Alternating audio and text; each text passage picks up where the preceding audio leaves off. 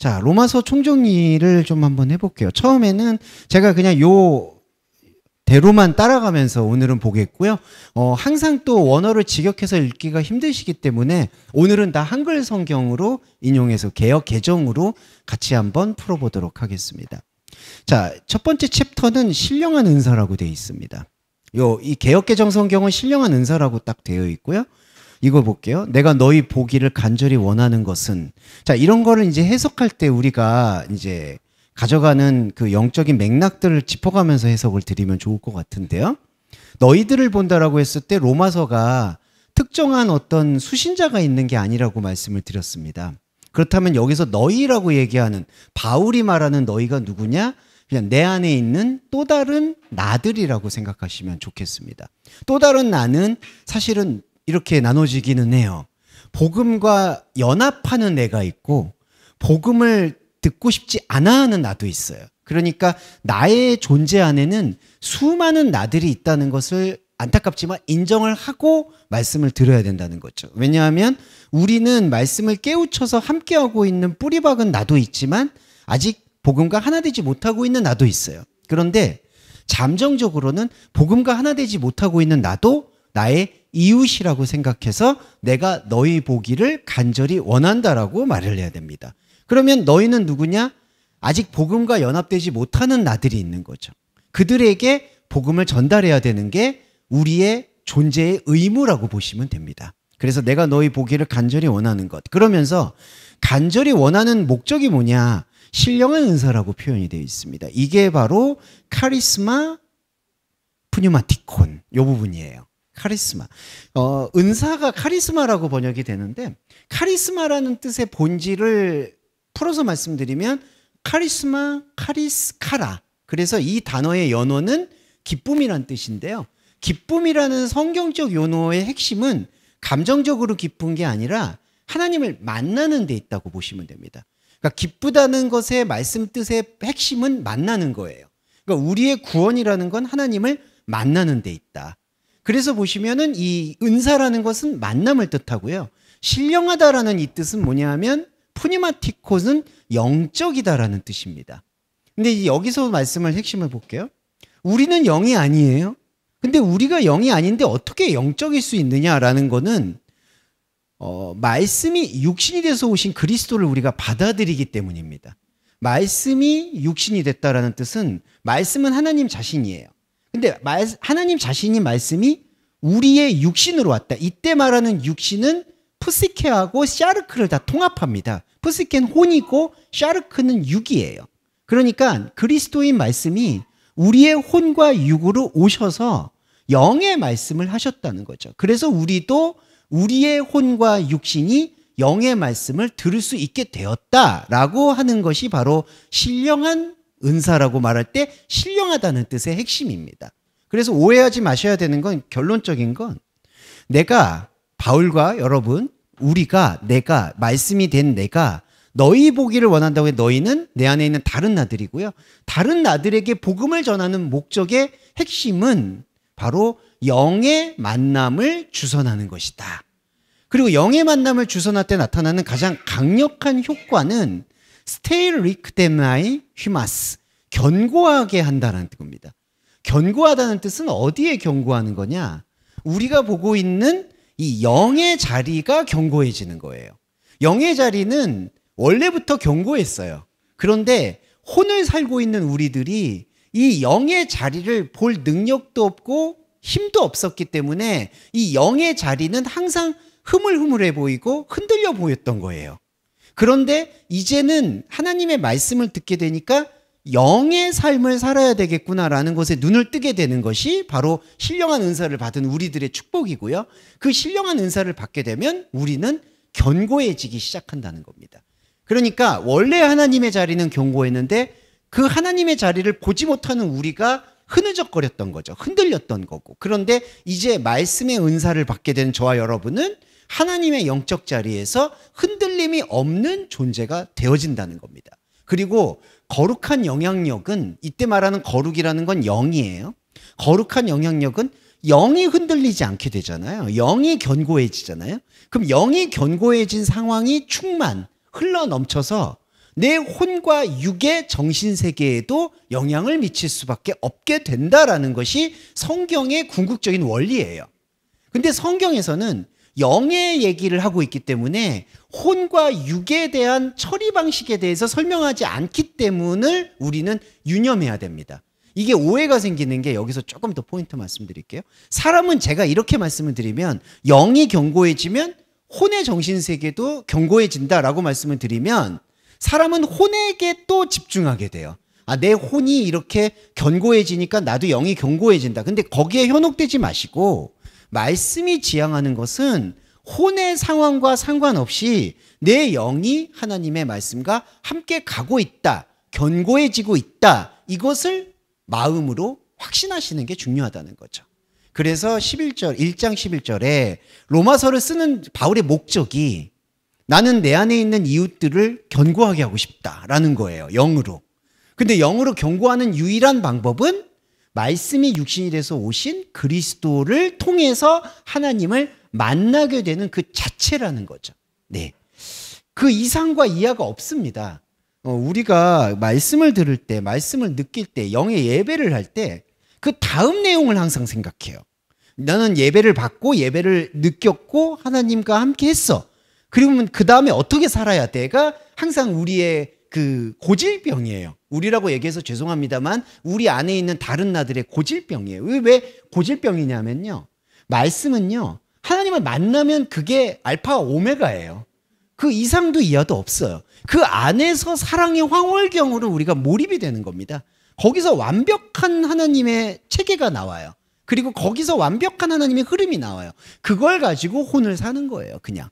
예, 이렇게 된다라고 말씀드릴 수 있어서 말씀을 받아서 내가 어떻게 살아야지 이거를 이제 더 이상 연결하지 않으시면 오히려 더 우리의 혼의 삶에 집중력이 생긴다라고 말씀드릴 수 있습니다. 자, 이게 첫 번째 챕터였고요. 두 번째 챕터는 믿음을 넘어선 믿음 1장 17절 말씀 살필게요. 복음에는 하나님의 의가 나타나서 자, 하나님의 의가 뭐냐면요.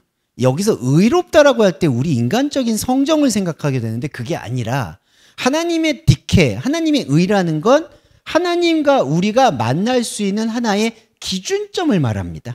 네, 이게 이제 경계라고도 표현하고요. 기준점이에요. 그러니까 복음이라는 건 다른 어떤 도덕 윤리적 내용을 우선하는 게 아니라 복음이라는 자체는 하나님과 우리가 만나서 최소한 서로를 알아볼 수 있는 지점, 선, 경계를 말한다는 겁니다. 그래서 하나님의 의롭다 한다. 의로움이라는 건 그분의 의로움을 우리가 닮아간다. 그런 도덕적인 성취가 아니라 하나님과 우리가 하나의 알아보게 되는 선을 형성한다. 끈을 형성한다. 둘이 손을 잡는다라는 뜻이에요. 그래서 복음의 유일한 효능은 내가 하나님을 알아보고 하나님이 나를 알아보는 역사하심이 있다는 거죠. 그러면 자 볼게요. 우리는 그럼 그 복음을 어떻게 확증하게 되느냐? 되게 중요한 건데 의라는 말씀 안에 인간적인 생각을 지워나가면 되는 거예요. 무슨 얘기냐? 우리는 의롭다라는 거를 정의로 생각하잖아요. 저스티스라고 생각하죠. 정의롭다, 의롭다. 근데 거기에는 하나의 성향이 개입이 돼요. 사람마다 정의나 의롭다라는 건 다 자기 교육받은 대로 기준이 달라요. 그러니까 그러한 의로움으로 하나님의 의로움, 하나님의 나라를 생각하게 되는 게 우상숭배라는 거죠. 그래서 이런 생각들, 나의 생각들이 개입된 의로움은 우상숭배구나라는 말씀을 깨닫게 되면 그게 거두어지고 하나님과 내가 알아볼 수 있는 유일한 기준만이 복음이구나. 그게 하나님의 의롭다 여기는 칭의구나라는 것을 깨닫게 된다는 겁니다. 그러면 그 깨달음은 우리의 혼의 깨달음이 아니라 영의 깨달음이에요. 영의 깨달음의 핵심은 우리의 희노애락이나 우리의 감정이 확신하는 것과 무관하다는 거예요. 이 말씀을 또 이해하고 오해하지 않게 깊이 들어갔으면 좋겠다는 취지를 말씀드렸습니다. 그래서 하나님의 의가 나타난다는 건 하나님과 내가 알아보는 거예요. 여러분 이게 왜 중요하냐? 이게 구원이에요. 하나님이 나를 알아보면 그게 끝이에요.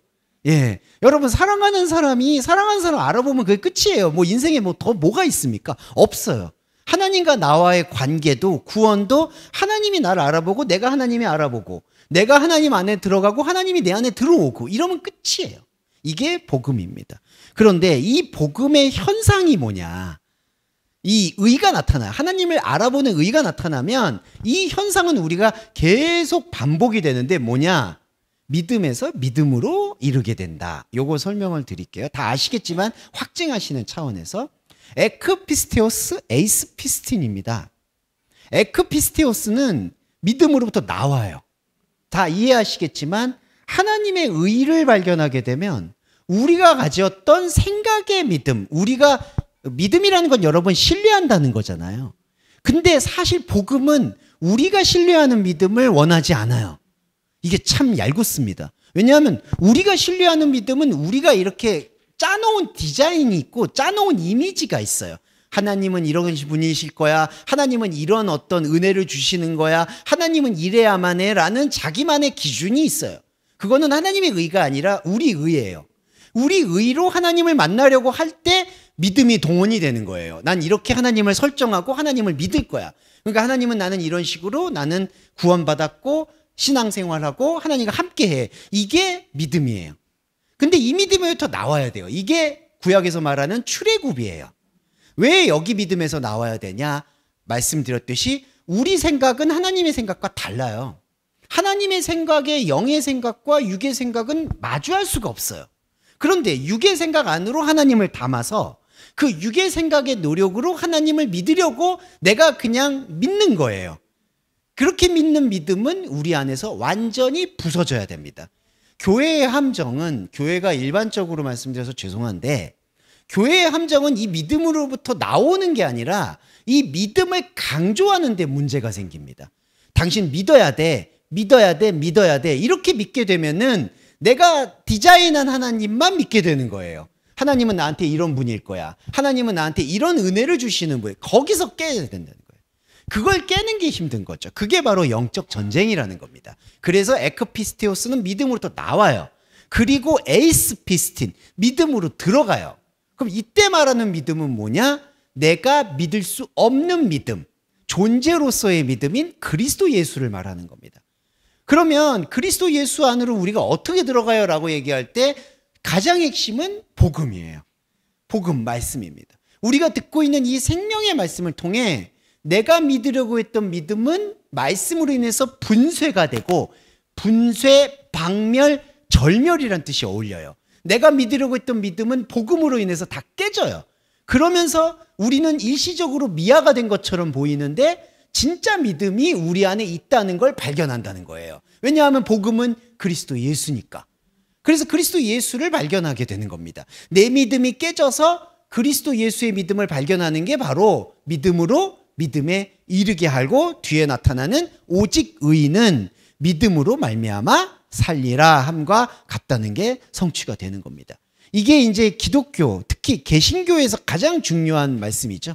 오직 의인은 믿음으로 말미암아 살리라. 자, 이 말씀을 기억하시면서 하나를 복음을 심으시면 돼요. 여기서 믿음으로 말미암아 산다는 건 더 정확히 말씀드리면 내 믿음으로부터 나와야지 산다는 겁니다.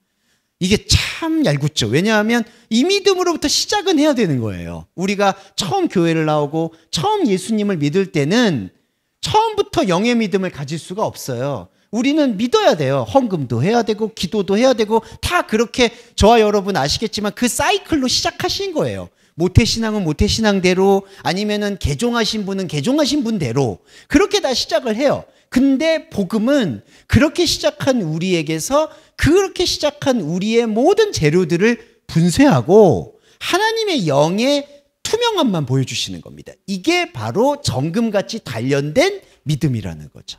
이거는 훈련으로 되는 게 아니에요. 훈련으로 된다고 생각하는 건 불교적 발상이라는 거죠. 이 믿음은 훈련이 아닙니다. 내가 믿어지는 것도 아니에요. 그렇게 기도하는 분도 있잖아요. 주님, 내가 주님을 믿게 해주세요. 그 기도도 안 돼요. 그렇게 믿으면 우상 숭배를 더 강화하는 겁니다. 우리는 믿을 수 없습니다 라고 완전히 십자가 고백을 해야지 우리 안에 있는 원래 믿음, 있는 믿음, 창세전 믿음이 눈을 뜨는 겁니다. 이게 바로 믿음을 넘어선 믿음, 우리 개신교에서 가장 중요하게 생각하는 믿음의 본질을 저와 여러분이 묵상하셨다고 확증하시면 되겠습니다. 자, 그 다음에 세 번째 챕터 볼게요. 율법 볼게요. 율법이라는 게 뭐냐? 중요한 거는 결론적인 걸 말씀드릴게요. 율법이라는 게 노모스거든요. 법입니다. 자, 법이라는 거를 좀 말씀드리고 싶은 게 법은 우리 인간사에서도 존재로서의 법이 있고 행위로서의 법이 있어요. 헌법과 그리고 형사법 이건 완전히 다릅니다. 헌법은 뭐죠? 모든 주권은 국민에게서 나온다. 자, 이게 보시면은 행위적인 건가요? 상태적인 건가요? 상태에 대한 거예요. 우리 국가가 형성되는 거는 국민에게 주권이 있다. 국가는 국민을 위해 봉사하는 기관이다라는 것은 잠정적인 약속과 같은 거예요. 이 법도 마찬가지입니다. 하나님이 이 법을 주셨다는 것은 법의 본질은 하나님이 우리에게 언약을 주셨다라는 것을 확증해 주는 그 상태를 표현하는 거예요. 그게 법입니다. 그래서 보시면 하나님 앞에서는 율법을 듣는 자가 의인이 아니요 율법을 포이에마 행하는 자가 의인이다. 이렇게 표현을 하는 데 있어서 말씀을 좀 풀이해드리고 싶은 거예요. 성경에서 얘기하는 모세오경이라고 들어볼게요. 모세오경에서 율법이 나왔습니다. 율법이 나왔는데 그 율법은 하위법처럼 형사법, 민사법 그런 행위법처럼 우리가 지키라고 하나님께서 주시는 법이냐? 그게 아니라는 거예요. 성경에서 말하는 법은 하나님 입장에서 나는 너에게 이러한 존재이고 나는 너를 만나기 위해서 너를 창조했다라는 그 창조의 원리와 상태를 교감하고 이해하는 게 법을 행하는 거예요. 그래서 사도행전에 마태복음에서 율법의 1.1획이라도 버리지 않고 다 이룬다라든지 끝까지 율법의 모든 걸 성취한다는 거는 예수님의 그 말씀의 뜻은 법은 지켜야 되는 게 아니라요. 그 상태, 내 하나님께서 우리에게 법을 주셨는가를 이해하고 받아들이는 게 여기 보시면 율법을 행한다는 게 되는 겁니다. 자, 그러니까 율법을 정리해 볼게요. 율법이라는 것 자체는 원래 복음이에요. 이 복음으로 율법을 이해하게 되면 어떻게 되느냐? 법은 해라, 하지 말라가 아니라 나는 너에게 이러한 존재다. 하나님 입장에서. 하나님이 우리에게 스스로 있는 자로 찾아오셔서 나에게 독생자 생명을 주셨다라는 것을 선포하는 게 법이라는 거예요. 그러면 우리는 그 법을 어떻게 행할 수 있습니까? 바로 이거예요. 법을 받아들이면 돼요. 법을 받아들인다는 게 법을 실천하는 게 아니에요. 법을 받아들인다는 건 내가 하나님한테 그 법의 중심이구나. 하나님이 나는 여호와라고 얘기하는 이유가 뭘까요? 하나님이 이름이 필요할까요? 필요 없습니다. 창조하신 분이 창조자가 이름이 왜 필요해요? 하나님이 나는 하나님이다. 나는 여호와다. 나는 예수 그리스도다라고 얘기하는 그 이유가 뭐냐면 나를 하나님으로 삼아주시기 위해서 이름을 선포하시는 거예요. 그러니까 우리도 하나님 앞에서 율법을 행한다는 건 하나님이 나를 위해 존재하는구나. 이게 이기적인 게 아닙니다. 저와 여러분 안에 말씀이 창세전에 있는 거예요. 그 있는 거를 깨닫는 게 법입니다. 그 깨닫고 받아들이고 지속하는 게 율법을 행하는 게 되는 거예요. 그러면 반대로 여기 14절과 15절에 바울이 말하는 양심의 법이라는 게 있는데 율법 없는 이방인이 본성으로 율법의 일을 행할 때에는 이 사람이 율법이 없어도 자기가 자기에게 율법이 된다. 이게 무슨 얘기가 될까요? 제가 아까 말씀드렸듯이 율법은 본질적인 법이 있고 행위적인 법들이 있어요. 일을 해야 되는 법들이 있어요. 근데 자, 중요한 건 성경은 거룩한 문서예요. 거룩이 어떻게 나눠지냐면요. 존재에서 상태를 분리합니다. 존재에서 행위를 분리를 해요. 존재의 법은 언약이고요. 행위의 법은 사실 법이 아니에요. 모세오경을 보시면 굽이 갈라진 거를 먹지 않는다든지 그리고 어디에 반점이 있으면 7일 동안 부정하다든지 여성이 부정하다든지 이러한 모든 말씀들을 기록해 놓은 목적이 뭐냐면 그걸 지키라고 말씀하는 게 아니라 우리의 삶 속에서 우리의 혼의 삶 속에서 영의 본질이 드러나지 않을 수 있는 모든 상태들을 열거하는 거예요. 왜? 배상법도 그렇고 이게 상당히 중요해요. 왜냐하면 누군가의 거를 훔쳤으면 누군가의 걸 훔친 거에 대해서 그대로 돌려줘라. 이걸 렉스탈리오거든요. 눈에는 눈, 이에는 이. 이건 여러분 아시겠지만 함무라비 법전에 이미 다 적혀 있어요. 함무라비 법전의 문서는 구약 성경이 쓰기 전에 이미 쓰였다라고 알려져 있어요. 그러면 성경이 표절을 한 거냐? 그게 아니라는 거죠. 성경이 얘기하는 거는 눈에 넣는 이해는 이를 그냥 눈에 넣는 이해를 지켜라라고 주시는 게 아니라 우리의 현상 세계에서 우리가 가지고 있는 양심이 그거를 지키고 지키지 않는 논리대로 움직이는데 그리스도인은 그 양심대로 삶을 살되 거룩한 본질을 발견해야 되는 존재라는 걸 나타낸다는 거죠. 다시 쉽게 말씀드리면 이방인은 우리 안에 있는 복음을 모르는 나예요. 복음을 모르는데 양심이 있어요.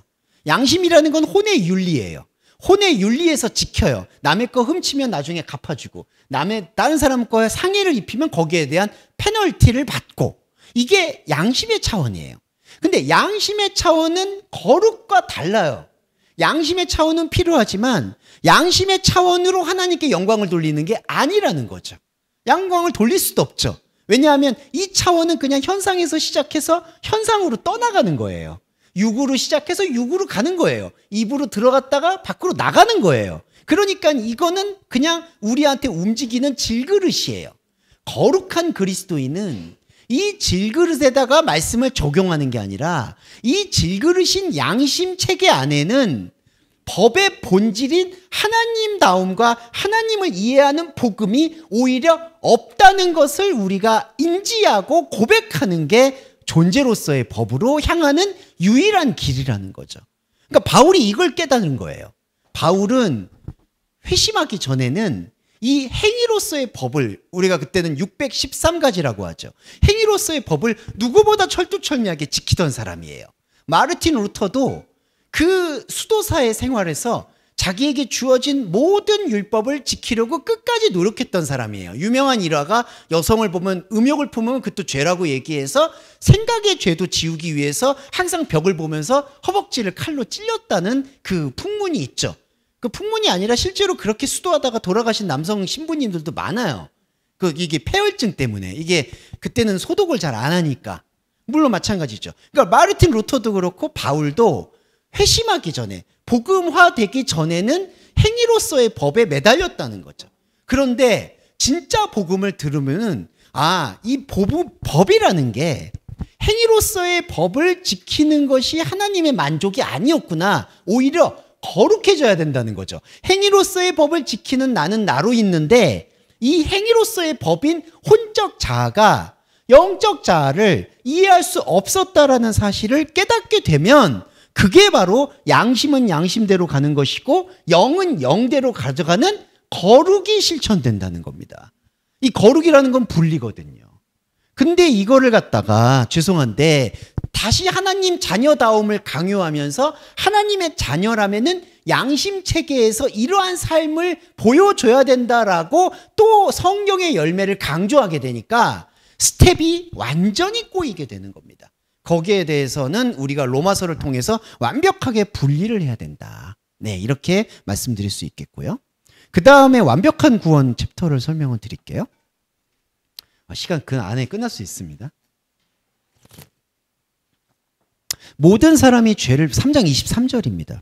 모든 사람이 죄를 범하였음에 하나님의 영광에 이르지 못하더니 자, 죄를 범하였음에 하나님의 영광에 이르지 못하더니 여기서부터 복음을 풀게요. 죄를 범했다는 건 뭐냐면요. 내가 죄인이란 얘기예요. 그런데요. 저와 여러분이 지금 복음을 받아들이셨어요. 그러면 이 죄가 없어지느냐? 죄가 없어지는 게 아니에요. 죄의 성격이 변해요. 어떻게 변하느냐? 자, 우리는 혼이잖아요. 혼적인 존재의 모든 것이죠. 혼적인 존재의 모든 것은 하나님과 다릅니다. 하나님과 다르다는 걸 설명하는 게 죄예요. 성경에서 말하는 죄는 양심의 죄 차원을 얘기하는 게 아니에요.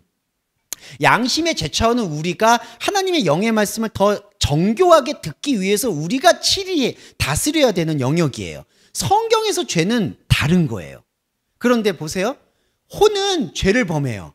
죄를 범한다는 게 좀 기분 나쁘게 듣지 마시고 혼은 하나님과 완전히 다른 걸 할 수밖에 없어요. 그러니까 영의 차원인 영광과 상관이 없다는 거예요. 그러니까 23절은 중립적으로 보셔야 되는 게 모든 사람이 죄를 범했으므로 영광에 못 도달했다라는 뜻이 아니라 혼인 우리는 하나님과 다르기 때문에 하나님의 영광과는 다르게 살아간다. 이거를 설명한다는 거예요. 그리고 24절이 이렇게 설명하는 거를 누가 깨우쳐 줬느냐? 그리스도 예수의 십자가가 깨우쳐 줬다는 거예요. 여기서 원리가 완전히 다른 게요. 이 23절과 24절을 잘못 읽으면 어떻게 되느냐? 당신은 죄인이라서 영광에 도달하지 못했는데 하나님께서 우리를 불쌍히 여기셔서 예수 그리스도를 보내셔서 영광에 이르게 만들었다. 이렇게 얘기해요. 근데 이게 여러분 대표적인 선악과 욕망이라는 거예요. 하나님의 영광에 도달해야 됐는데 도달하지 못하고 있어서 안타까워하는 우리에게 하나님이 아들을 보내셔서 피 흘려서 거기에 연결을 해주셨다라고 생각하는 게 율법의 제사 원리라는 거예요. 제가 아까 말씀드렸던 구약에서의 법은 도달하는 게 아니라요, 내 위치에서 하나님을 발견하는 거예요. 그런데 죄를 범해서 영광에 이르지 못해서 예수 그리스도가 와서 피로 내 죄를 사해줘서 내가 예수 그리스도의 영광으로 돌아갔다. 이렇게 되면 내가 생각했던 하나님의 유상 숭배만 충족시키는 꼴이 된다는 거예요. 이게 아주 잘못된 겁니다. 예수 그리스도는 우리가 생각했던 제사를 깨버리는 거예요. 우리가 생각했던 하나님을 바닥까지 분쇄하는 존재예요. 예수 그리스도의 십자가가 바로 그겁니다. 그래서 정리를 해보면 우리는 하나님과 다르기 때문에 영광에 이를 수가 없다. 아니면 영광과 다르다라는 것을 누가 알려줬느냐? 예수 그리스도의 십자가가 알려줬다라는 것을 우리가 받아들이는 게 십자가 복음이라는 거예요. 자, 이 차원관 이해하시면 우리는 완벽한 속량, 이게 속량이라는 아폴리트르세오스, 대체하다, 이거에 대한 구속과 속량의 원리를 완벽하게 장착하시는 게 되는 겁니다. 이게 예배예요. 이 예배에 대해서 한 번만 더 설명드리고 넘어갈게요. 23절과 24절, 25절의 말씀입니다. 다시 한 번만 말씀드릴게요. 죄를 범해서 영광에 이르지 못했는데 예수님이 오셔서 영광에 이뤘다가 아니라, 혼은 하나님과 다르기 때문에 영광과 다른 차원에 있었다. 하지만 냉정히 말씀드리면 우리는 하나님의 영광에 계속 도달하려고 발버둥 쳐왔다는 거예요. 그러니까 예수 그리스도가 오셔서 우리에게 선포해 주신 건 하나님과 우리가 다르다라는 것을 열어주시는 거예요. 그러니까 우리 인간이 생각하는 하나님의 영광에 이르려고 했던 그 욕망을 충족시켜 주는 게 아니라, 그게 욕망이야, 그게 죄야, 진짜 죄, 하나님을 모르는 죄, 하나님께 도달하려고 노력하는 그 자체가 하나님을 모르는 거야 라고 선포하는 게 십자가 속량이라는 거예요. 요것만 차이를 이해해 주시면 우리는 피에 굶주린 예배를 더 이상 드리지 않아도 돼요. 이 피에 굶주린 예배는요, 생각을 해보세요. 여러분, 하나님께서 예수 그리스도를 통해서 제사의 패러다임을 깨버렸잖아요. 근데 죄송한데 우리가 일주일마다 또 와서 피를 부르짖으면 어떻게 되는 걸까요? 구약의 송아지 피를 예수님 피로 대체한 것밖에는 아무 의미가 없어요. 그러니까 매번 예수피가 오히려 우리 안에 송아지 피를, 금송아지와 은송아지를 키우는 꼴밖에 안 된다고요. 그거를 넘어서게끔 만들어준 게 로마서고, 그 로마서 말씀을 받아들일 때 제가 챕터에서 말했듯이 완벽한 구원이 이루어지는 겁니다. 여러분이 여러분의 생각과 말로 부정하고 아주 상관없어요. 여러분 안에 있는 이 말씀의 원리가 여러분을 완벽한 구원 체계로 인도한다는 거죠. 이게 완벽한 구원이라고 보시면 되겠고요. 참 이게 저는 이 로마서의 그 감동에 대해서는 뭐 더 강조할 건 아닌 것 같아요. 이거는 이제 더 식사를 하시면서 그 감동은 나누면 되겠고, 시간 관계상 또 요거를 보겠습니다. 고백과 그리스도 볼게요.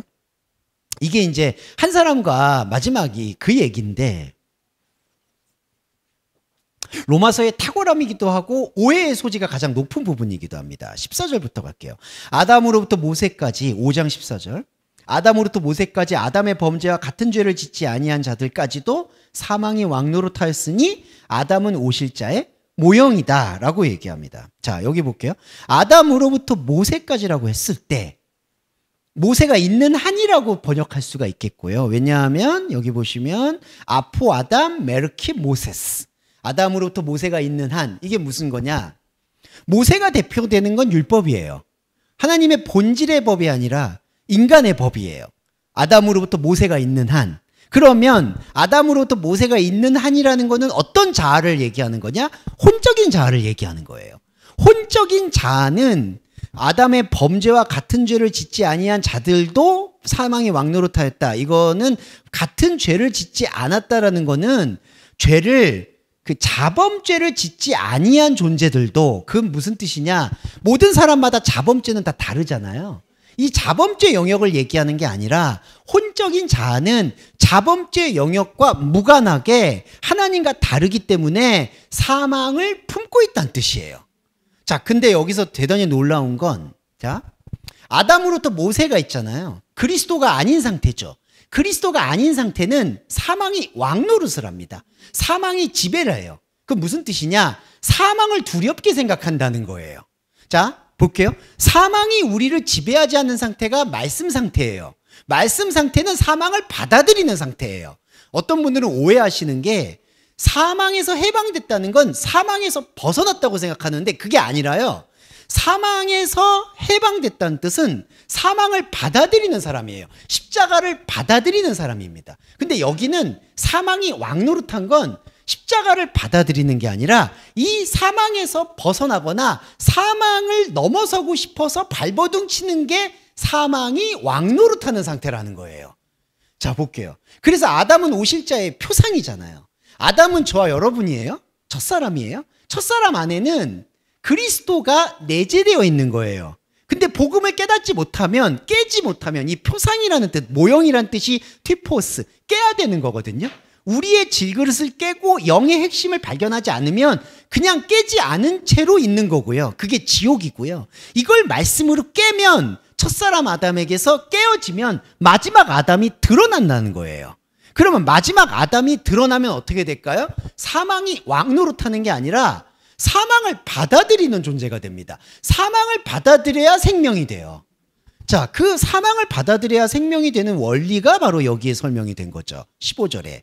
그러나 이 은사는 범죄와 같지 않으니 한 사람의 범죄로 인하여 많은 사람이 죽었은즉 하나님의 은혜와 한 사람 예수 그리스도의 은혜로 많은 사람에게 선물이 넘쳤다는 거. 이 말씀의 핵심을 제가 말씀드리고 싶어요. 자, 이 말씀을 사망이 왕노릇한 걸로 해석하면 어떻게 되느냐? 원래는 죽었었는데 마지막 아담으로 인해서 우리가 살았다라고 이해해요. 그러니까 한 사람의 범죄로 인하여 많은 사람이 죽었은즉 하나님의 예수 그리스도의 은혜로 통하여서 선물이 넘쳤다. 이 얘기를 인과로 얘기하는 거예요. 원인과 결과, 반전으로 이해해요. 그러니까 원래 우리는 범죄로 인해서 죽을 수밖에 없었는데 예수 그리스도로 인해서 선물이 넘치게 되었다. 이제 더 이상 우리는 죽지 않게 된다라고 생각을 해요. 그게 사망이 왕노릇하는 해석이에요. 왜냐하면 죽음에서 벗어나려고 받아들인다는 거죠. 그게 아니에요. 여기서 보시면 한 사람의 범죄로 인해서 죽었잖아요. 이 죽은 게 현재 진행형이라는 거예요. 왜냐하면 자, 우리 아담은, 자, 저희 안에는 쉽게 말씀드려서 첫사람 아담과 마지막 아담이 같이 있습니다. 첫사람 아담은 혼적 자아를 뜻하고요. 마지막 아담은 영적 자아를 뜻해요. 근데 여러분, 영적 자아가 눈을 떴다고 해서 혼적 자아가 죽나요? 안 죽습니다. 죽는다고 생각하는 게 욕망이에요. 내가 죽고 그리스도가 산다라고 얘기할 때 그 죽음의 흔적을 사람들이 없애고 싶어 하잖아요. 난 이제 산 것만 있어. 살았다라고 생각하는 게 바로 욕망이라는 거예요. 하나님과 다른 게 유지가 돼야 돼요. 그게 죽음이에요. 그러니까 우리가 죽음이라는 단어에 대한 오해가 있는데요. 죽음은요, 하나님과 다른 걸 뜻하는 거고요. 죄를 말하는 겁니다. 이 죄는 부정적인 게 아니에요. 왜냐하면 복음을 안 자의 죄예요. 복음을 알고 있는 자의 죄는 다르다는 것을 깨달은 자입니다. 그 죄는 엄밀히 말하면 우리가 생각하는 죄가 아닌 거예요. 여기도 마찬가지예요. 한 사람의 범죄, 첫사람은 저와 여러분이에요. 혼적 자아의 범죄로 인해서 하나님을 모르는 것으로 인해서 하나님과 다르다는 걸 깨달은 것으로 인해서 죽었다는 거예요. 그러면 이 죽음을 아는 사람은 반대로 선물이 넘친다는 거예요. 여기 선물이 뭐냐 하면요, 카리스토. 이것도 만나는 거예요, 여러분. 카리티. 은사예요, 아까. 제가 처음에 말씀드린 은사잖아요. 그래서 정리를 해보면 첫사람 아담과 마지막 아담에서 첫사람 아담이 죽고 마지막 아담이 산다가 아니라요. 첫사람 아담과 마지막 아담이 함께 함께 한다는 거예요. 이게 하나님과 다르지만 하나님과 함께하는 영원하고 완벽한 구원의 연합이라는 겁니다. 이게 이루어지지 않다 보니까 자꾸 엇갈리는 게 뭐냐면 첫사람이 죽었는데 왜 나는 육체의 혈기와 성정과 어둠과 두려운 것들이 가득 차 있지? 이건 믿음이 부족해서야. 이건 하나님을 제대로 믿지 못해서야. 이거는 계속해서 노력해야 되는 거야. 라고 예배를 소비하게 된다는 거예요. 여러분, 예배가 다 여기에 함몰돼 있습니다. 죄송한 말인데 영의 예배가 아닌 예배는 나를 정결케 해주세요. 나를 하나님 앞에서 도덕 윤리적으로 깨끗하게 해주세요. 나를 하나님의 영적인 영화로운 삶을 살게 해주세요. 그래서 영광 돌리게 해주세요. 라고 생각을 하면서 기도하게 되고 헌신하게 되고 헌금을 하게 됩니다. 이렇게 하게 되면 어떻게 되는 거죠? 마지막 아담만 살려주려고 노력하다가 첫사람 아담의 괴물을 더 키우는 거예요. 이게 바로 첫사람 아담과 마지막 아담에 대한 바울의 로마서만이 밝히고 있는 탁월한 논리라는 거죠. 이거를 조금 더 설명을 드리고 싶었고요. 죽음과 생명 부분 보고 잠깐 쉬었다가 마지막 부분까지 연결해서 끝내도록 하겠습니다. 이게 죽음과 생명이라는 게 제가 아까 첫사람 아담과 마지막 아담과 동일하게 연결되는 원리예요. 6장의 원리. 만약 우리가 그리스도와 함께 앞에다 놓은 쉰 크리스토 죽었으면 그와 함께 살 줄을 민다. 자, 이것도 이렇게 생각할게요. 병행법을 생각해야 된다는 거죠. 그러니까 동시 구원이라고 그냥 이해하시면 돼요. 그리스도와 함께 죽었으면 산다. 이렇게 얘기할 때 이게 동시성이 아니라 연속성으로 보게 되면 어떻게 되느냐? 내가 그리스도와 함께 죽으면 나는 살아날 걸 믿는다. 여러분, 이 부활을 잠깐 설명드릴까요? 부활이라는 건요, 살아난 게 중요한 게 아니에요. 아나스타시스는 뭐냐면요, 죽었다가 일어났잖아요.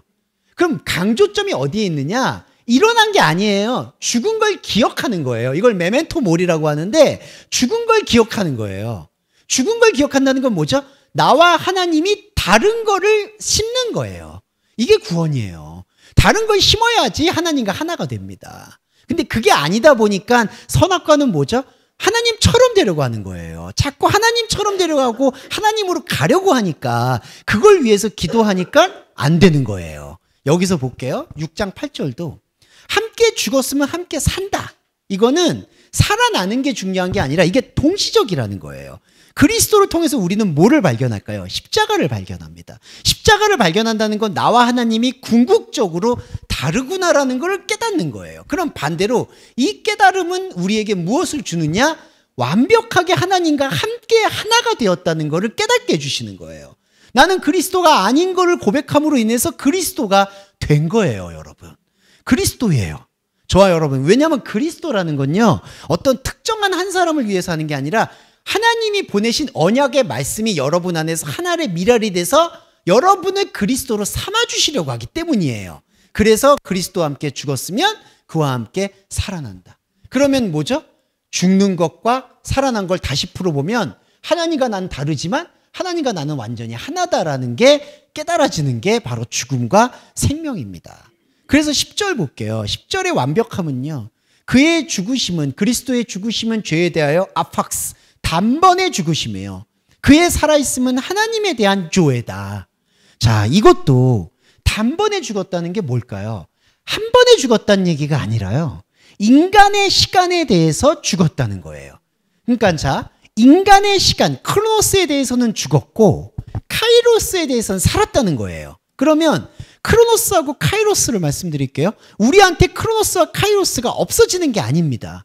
육의 옷을 벗고 나서도요, 크로노스가 살아나고, 크로노스는 하나님과 다른 차원이고요, 카이로스는 하나님과 하나인 차원이에요. 어떤 분들은 육의 옷을 벗고 나면은 카이로스만 있는 걸로 이해하세요. 아니에요. 하나님과 다른 건요, 육의 옷을 벗고 나서 계속해서 영속하는 거예요. 그러면 뭐냐?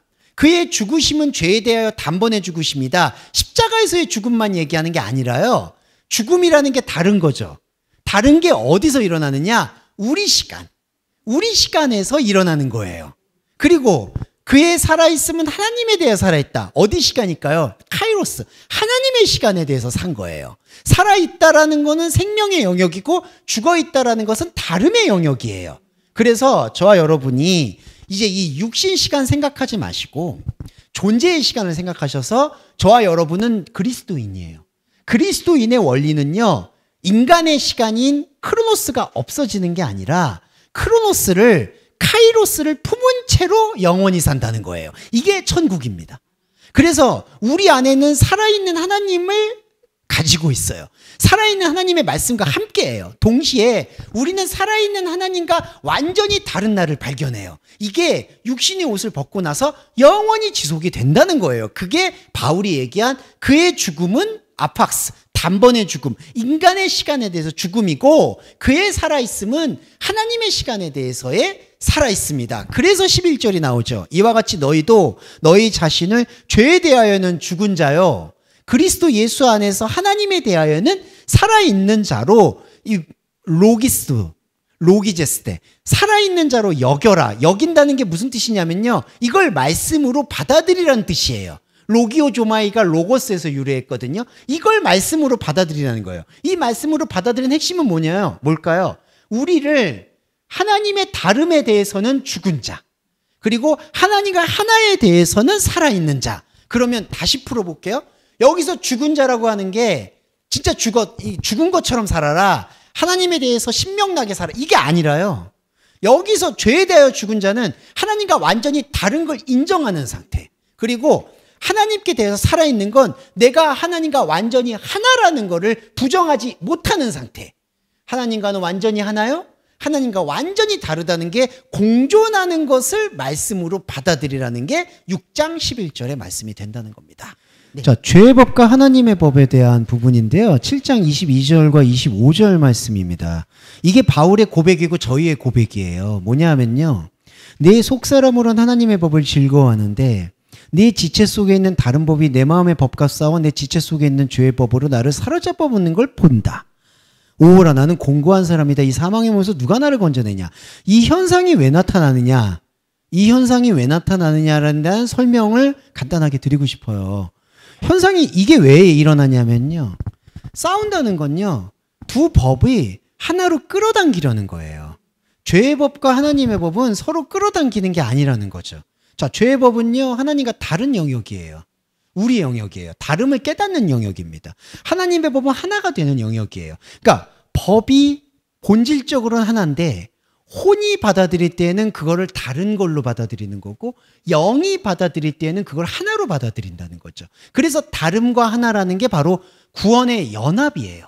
이게 죄의 법과 하나의 법이에요. 근데 바울이 고백하는 거는 뭐냐 하면, 지체 속의 다른 법이라는 게 뭐냐, 욕망의 법을 말한다는 거예요. 그래서 이렇게 뭔가 이 법이 내 하나이기를 원하는 거예요. 우리 상황 속에서 깔끔하게 정리하기를 원하는 거예요. 그러니까 자꾸 제가 앞에서 말씀드렸던 것도, 사망과 생명도 사망이 완전히 생명에 삼켜지든가 아니면은 그냥 죽던가, 뭔가 양자택일을 하고 싶어하는 목표의식이 우리한테 있다는 거죠.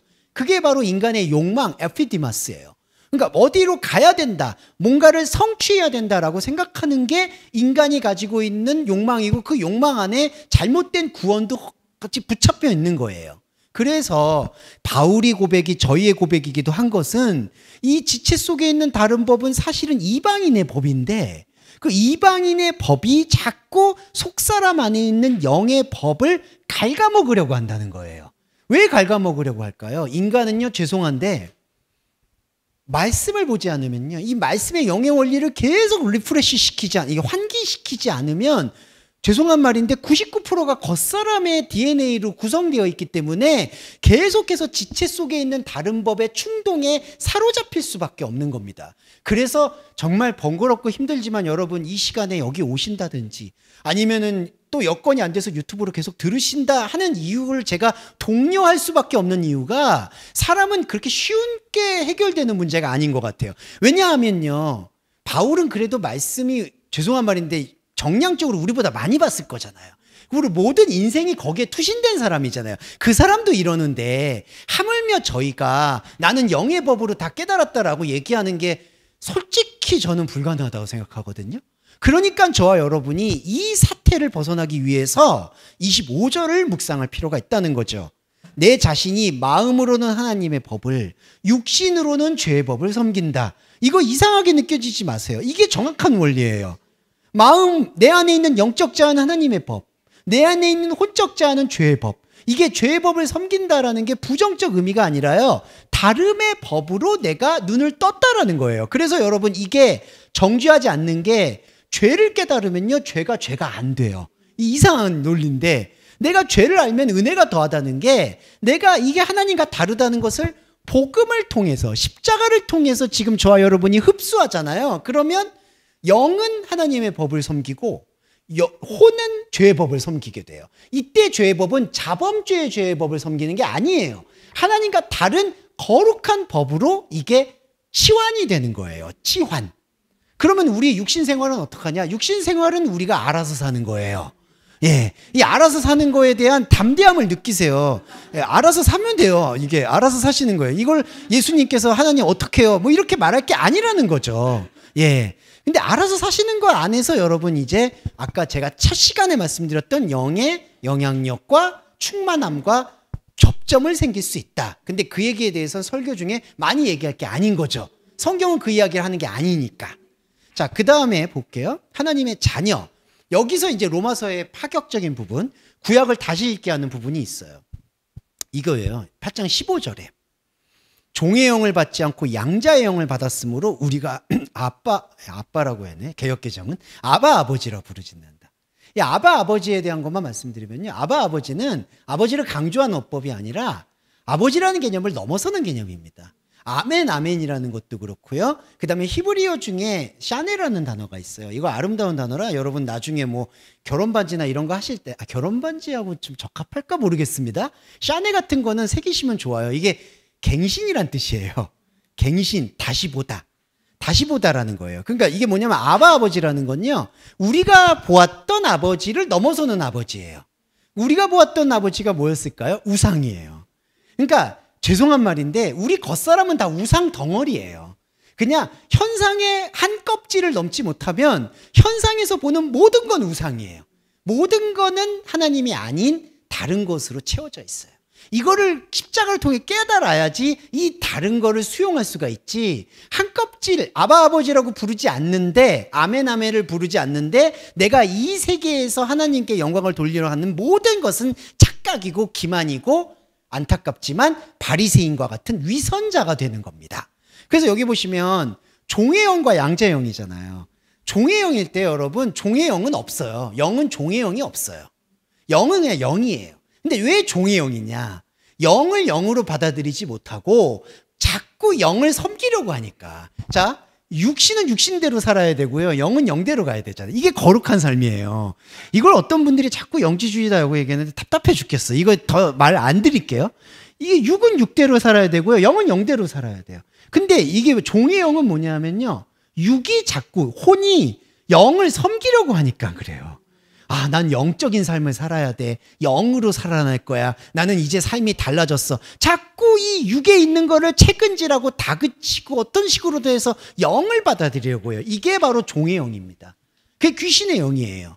그러니까 이걸 끊어내요. 이게 거룩해져요. 육은 육대로, 혼은 혼대로, 영은 영대로. 이게 바로 양자의 영이에요. 이게 바로 하나님의 자녀가 되는 유일한 길이라는 겁니다. 이게 하나님의 자녀고요. 그 다음에 영과 육은 토기장이 비유, 이 로마서에서 가장 아름답게 묘사된 부분인데요. 이 토기장이는 하나님을 비유하고 있고요, 그릇은 우리를 비유해요. 근데 여기서 보세요. 하나는 귀 있을 그릇, 하나는 천이 있을 그릇이라고 표현합니다. 근데 천하다, 귀하다라는 기준이 조금 번역이 애매하지만 아티마스티멘데요. 귀하다는 거는 핵심을 말하는 거고요, 천하다는 얘기는 핵심이 아닌 걸 얘기해요. 핵심이 아니다라고 해서 비중이 낮고 높고 이런 게 아니에요. 자, 먼저 정리해보면 다 아시겠지만 이 그릇은요, 저는 천하고 권사님은 귀하고 이게 아니라는 거죠. 일단. 그러니까 누구는 천하고 누구는 귀하다. 이거는 사람이 생각하는 인종적 발언이에요.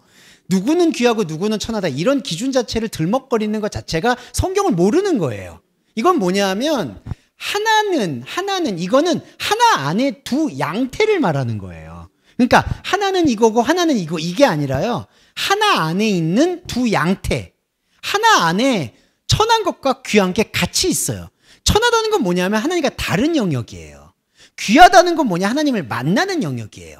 이 단어가 제가 오해가 설까봐 천하다는 게 부정적인 게 아니라 이제 말씀으로 여러분들이 입체적으로 이해하실 거라고 믿으니까 편하게 설명드리는 거예요. 그래서 저와 여러분 안에는 하나님과 다른 요소인 천함과 하나님과 하나인 요소인 귀함이 함께하고 있다는 거예요. 그거를 토기장이 비유로 말씀하신 거고 이게 하나님의 창조의 원리다라고 바울이 설명을 한다는 거죠.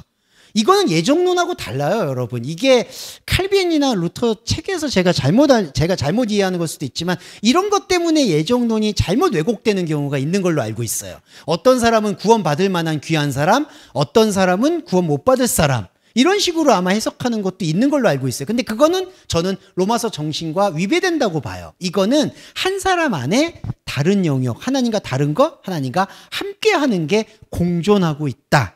이거를 말씀드릴 수 있겠습니다. 자, 그러면서 마지막으로 이제 이 부분을 갈게요. 이거는요, 이것이 13절이 제일 중요합니다. 13절은요, 여러분 비교 종교학으로 말씀드리면 모든 종교가 다 갖고 있는 맥락이에요. 그 불교에서도요, 여러분 남녀호랑교교라고 들어보신 적 있죠? 예, 그 천리교. 그 불교는 천리교가 거의 이제 닌첸이라고 해서 천리교가 거의 원리예요. 불교의 원리인데 불교의 원리도 이게 나와요. 누구든지 간절한 마음으로 아미타불을 부르면 구원을 받는다. 예, 간절한 마음으로. 예, 그렇죠. 그리고 동방정교회도 간절한 마음으로 촛대를 피우면 신의 구원이 이루어진다. 캐톨릭에서도 간절한 마음으로 죄를 방면받으면 구원이 이루어진다. 거긴 연옥 개념이 있으니까. 기독교도 마찬가지예요. 근데 여기서의 역설을 이해하는 게 복음의 핵심이에요. 누구든지 주의 이름을 부르는 자는 구원을 받는다.